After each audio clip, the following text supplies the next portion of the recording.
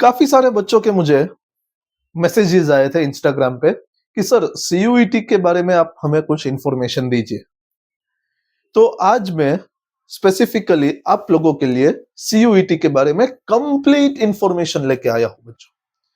तो मेरी रिक्वेस्ट है आप लोग ध्यान से सुनिएगा और मैं दावा करता हूं कि आपका जो भी कंफ्यूजन है सीयूईटी के रिलेटेड वो सारा कंफ्यूजन आपका दूर हो जाएगा। सब कुछ आपको बता दूंगा बच्चों। आपका सीयूईटी के बारे में आपको क्लियर कट इंफॉर्मेशन मिल जाएगी, बट कंडीशन यही है कि आपको ये ध्यान से देखना पड़ेगा, समझना पड़ेगा और एंड तक देखना पड़ेगा बच्चों।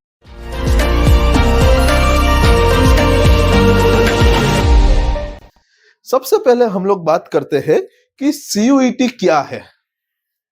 सीयूईटी जो है that is the common university entrance test जो एनटीए कंडक्ट करता है। कौन कंडक्ट करता है बच्चों? एनटीए कंडक्ट करता है कॉमन यूनिवर्सिटी एंट्रेंस टेस्ट बच्चों। एनटीए वही एजेंसी है जो जेडब्ल्यू और नीट की एग्जाम कंडक्ट करता है साइंस के लिए। स्पेसिफिकली अगर हम बात करें तो इसमें सारी सेंट्रल यूनिवर्सिटीज आ जाती है, जैसे कि दिल्ली यूनिवर्सिटी, जेएनयू, ये सारी यूनिवर्सिटीज आपकी इंक्लूड हो जाती है सीयूईटी में। तो अगर आप ये सारी यूनिवर्सिटीज को एम कर रहे हो तो सीयूईटी आपके लिए सबसे सही है। सीयूईटी आपके यूजी के लिए भी एग्जाम्स कंडक्ट करते हैं और पीजी के लिए भी एग्जाम्स कंडक्ट करते हैं।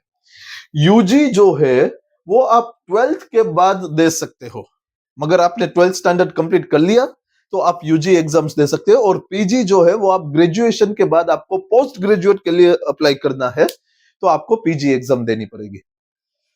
यूजी एग्जाम्स के रजिस्ट्रेशन ऑलरेडी लाइव है बच्चों। तो जितने भी 12th स्टैंडर्ड में है अभी, वो लोग ध्यान से सुनिएगा बच्चों कि यूजी एग्जाम के लिए रजिस्ट्रेशंस आर लाइव और वो 30 जनवरी तक ओपन रहेंगे।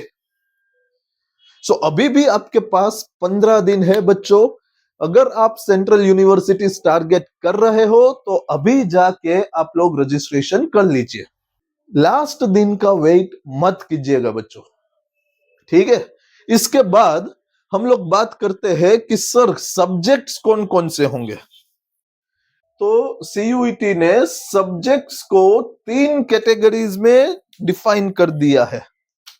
सब्जेक्ट्स को कितनी कैटेगरीज में डिफाइन कर दिया है बच्चों? 3 कैटेगरीज में डिफाइन कर दिया है, ठीक है। तो हम बात करते हैं सब्जेक्ट्स की, चलिए जल्दी जल्दी समझ लेते हैं। पहला जो आपका सेक्शन होगा वो होगा लैंग्वेजेस का। दूसरा जो सेक्शन होगा आपका वो होगा डोमेन सब्जेक्ट्स।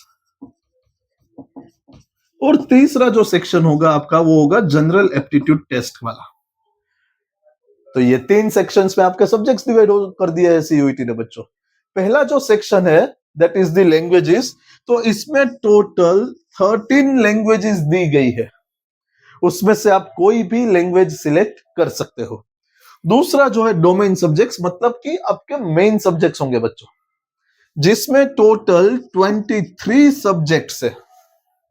और तीसरा जो है जनरल एप्टीट्यूड, ये एक ही है, ठीक है।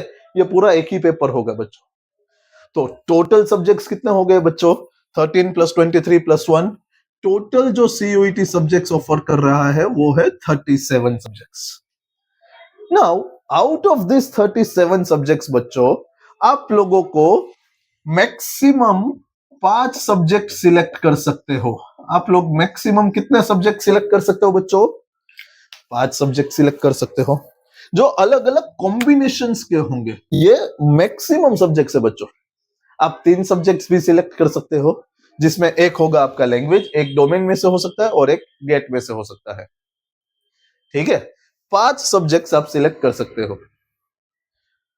मोड ऑफ एग्जामिनेशन क्या होगा उसके बारे में मैं बाद में डिस्कस करूंगा बच्चों। पहले यह समझ लेते हैं कि 5 सब्जेक्ट है। से फॉर एग्जांपल, अभी हम एक एग्जांपल के तौर पे समझते हैं कि मुझे बीकॉम करना है and I am looking for the central universities, और मुझे बीकॉम करना है बच्चों। पूरे यूट्यूब में इससे इजी एक्सप्लेनेशन आपको कहीं पे भी नहीं मिलेगा बच्चों, तो ध्यान से सुनिएगा और मैं गारंटी देता हूं सीयूईटी के बारे में आपका जो भी कंफ्यूजन है वो क्लियर हो जाएगा। बीकॉम की अगर हम बात करें बच्चों, तो आप लोग यूनिवर्सिटीज, जो भी यूनिवर्सिटीज आप एम कर रहे हो उसकी वेबसाइट पे जाइए और वहां पे आप देखिए कि उनकी सब्जेक्ट रिक्वायरमेंट क्या है, उस हिसाब से आप यहाँ पे सब्जेक्ट सिलेक्ट कीजिए। से फॉर एग्जांपल बीकॉम के लिए आपको तीनों कैटेगरी में से सिलेक्ट करना है। से फॉर एग्जांपल आपने एक लैंग्वेज सिलेक्ट कर ली, दूसरा आपने एक या दो डोमेन सब्जेक्ट सिलेक्ट कर लिया और तीसरा जो है आपने जनरल एप्टीट्यूड का पेपर सिलेक्ट कर लिया। ये आपने सब्जेक्ट सिलेक्ट कर लिया, तो मिनिमम 3 सब्जेक्ट्स, मैक्सिमम 4 सब्जेक्ट्स या 5 सब्जेक्ट्स आप सिलेक्ट कर सकते हो। एक लैंग्वेज या एक से ज्यादा लैंग्वेज, पर मैक्सिमम 2 लैंग्वेज आप सिलेक्ट कर सकते हो। ठीक है, तो बीकॉम के लिए आपने यह कर लिया। सर अभी लैंग्वेजेस कौन कौन सी होगी, उसके बारे में तो थोड़ा इंफॉर्मेशन दीजिए। मुझे पता है बच्चों ये भी आपका क्वेश्चन होगा ही, आप ये भी जानना चाहते होगे कि डोमेन सब्जेक्ट्स में कौन कौन से सब्जेक्ट्स होंगे सर, ये भी मैं बता। जनरल एप्टीट्यूड में क्या पूछा जाता है बच्चों, अब बिल्कुल भी टेंशन मत लो, जो भी है वो मैं सारी इंफॉर्मेशन आपको ये वीडियो के थ्रू आपको दे दूंगा। तो मेरी रिक्वेस्ट है कि ये वीडियो को ज्यादा से ज्यादा आप लोग शेयर कीजिए, लाइक कीजिए और कॉमर्स चक्र को सब्सक्राइब भी कीजिएगा बच्चों। मैं जानता हूं आप लोग वीडियो तो देखते हो पर आप सब्सक्राइब नहीं कर रहे, थोड़ा मोटिवेशन मिलेगा और ऐसे ही मैं आप लोगों के लिए इंफॉर्मेटिव वीडियोस लाता रहूंगा मेरी चैनल पे, दैट इज द कॉमर्स चक्र। चलिए, तो अभी हम लोग बात करते हैं कि लैंग्वेजेस, 13 लैंग्वेजेस है, तो उसमें आप लोगों को इंग्लिश, हिंदी, संस्कृत, गुजराती, बंगाली, उर्दू, ये सारी लैंग्वेजेस आपको मिल जाएगी, जिसमें से आप कोई एक या दो लैंग्वेजेस सिलेक्ट कर सकते हो। दूसरा जो है डोमेन सब्जेक्ट्स। डोमेन सब्जेक्ट्स मतलब आपके मेन सब्जेक्ट्स होंगे, जो भी आप आगे फर्दर कॉलेजेस में कोर्स करना चाहते हो उसके रिलेटेड आपको सिलेक्शन करना पड़ेगा यहाँ पे। जैसे बीकॉम के लिए आप जा सकते हो अप्लाइड मैथमेटिक्स के लिए, आप जा सकते हो अकाउंटेंसी या बुक कीपिंग के लिए, आप जा सकते हो इकोनॉमिक्स के लिए, आप जा सकते हो बिजनेस स्टडीज, ये सारे सब्जेक्ट्स आप सिलेक्ट कर सकते हो डोमेन के लिए। इसके अलावा होता है geography, geology, political science, psychology, maths, chemistry, biology, physics, ये सारे सब्जेक्ट्स है बच्चों डोमेन, जो आपका मेन, आपके मेन सब्जेक्ट्स होंगे। और तीसरा जो है जनरल एप्टीट्यूड टेस्ट, उसमें 4 सब्जेक्ट्स आप कह सकते हो।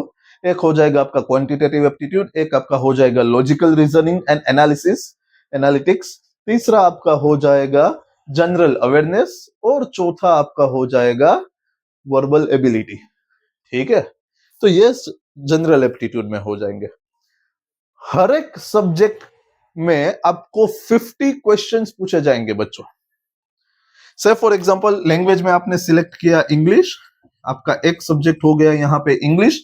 डोमेन में आपने सिलेक्ट किया है accountancy and economics, for BCom की ही मैं बात कर रहा हूं। डोमेन में आपने सिलेक्ट किया है इकोनॉमिक्स एंड अकाउंटेंसी और आपने जनरल एप्टीट्यूड सिलेक्ट किया है। सॉरी, तो आपने इन टोटल 4 सब्जेक्ट सिलेक्ट किए हैं। इंग्लिश में जो टोटल नंबर ऑफ क्वेश्चंस होंगे वो 50 क्वेश्चंस आपको पूछेंगे।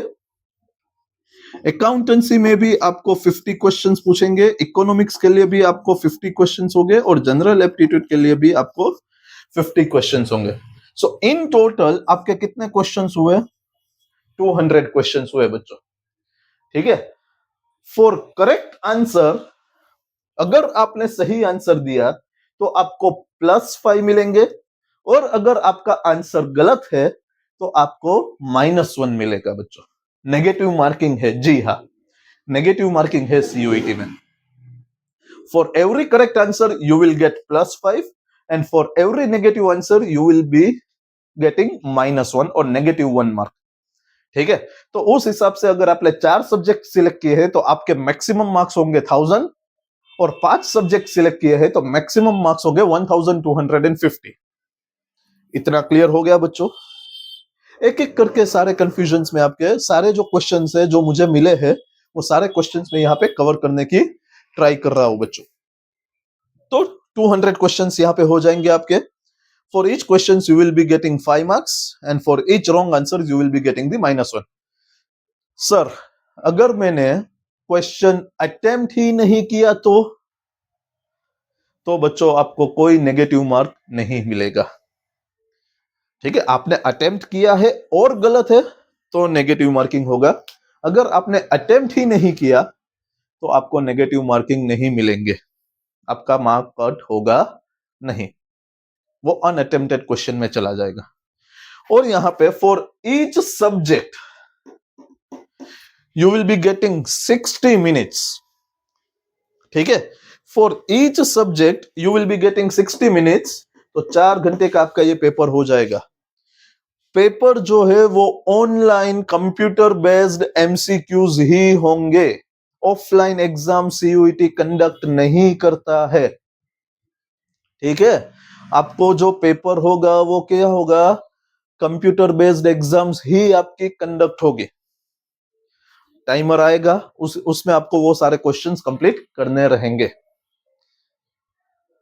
यूजी के लिए मैं वापस से बता दूं, जो भी बच्चे सेंट्रल यूनिवर्सिटीज एम कर रहे हैं कमेंट सेक्शन में मुझे बता दीजिएगा कि कौन कौन सेंट्रल यूनिवर्सिटीज एम कर रहे हैं। और साथ साथ में वो अगर उनको कंफ्यूजन है कि सर मुझे ये कोर्स ये यूनिवर्सिटी में करना है तो मेरे सब्जेक्ट कॉम्बिनेशंस कौन कौन से होने चाहिए, do ask me in the comment section. मैं उन लोगों को जवाब दूंगा कि आप ये सब्जेक्ट कॉम्बिनेशन सिलेक्ट कर सकते। और ये वीडियो को आप लोग ज्यादा से ज्यादा अपने 12th स्टैंडर्ड के स्टूडेंट्स के साथ शेयर कीजिए ताकि वो भी कोई सेंट्रल यूनिवर्सिटीज, अच्छी यूनिवर्सिटीज में एडमिशन लेके अपना करियर जो है वो अच्छा कर सके। For more videos do like, share and subscribe commerce Chakra. Thank you. जय हिंद।